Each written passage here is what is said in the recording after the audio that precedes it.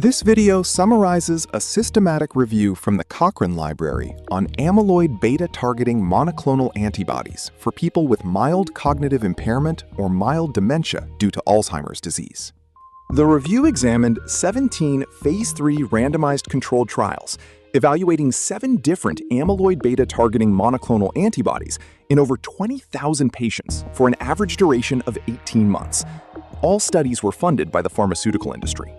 Evaluating cognitive function using the ADAS-Cog scale at 18 months showed a trivial difference between the intervention and placebo groups. The intervention probably results in little to no difference in cognitive function. Differences in main clinical outcomes, such as dementia severity and functional ability, are well below the minimal clinically important difference. The successful removal of amyloid plaques does not translate into clinically meaningful improvement in daily life or dementia severity. Weighing the evidence reveals trivial efficacy against an elevated risk.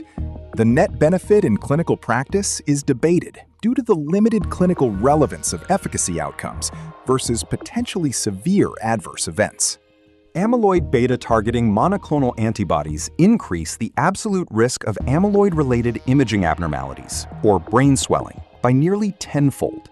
The risk rises from 12 in 1,000 patients on placebo to 119 in 1,000 patients receiving the intervention.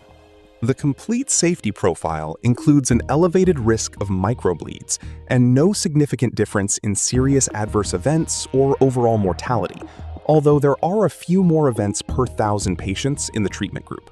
The systemic burden is high, requiring invasive amyloid confirmation, repeated intravenous infusions, and frequent MRI scans for ARIA monitoring.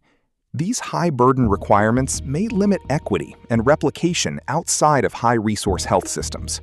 Successful amyloid plaque removal does not equal a clinically meaningful effect. Given the absence of a meaningful effect and the considerable risk of cerebral adverse events, future trials targeting amyloid beta removal are unlikely to provide a clear benefit.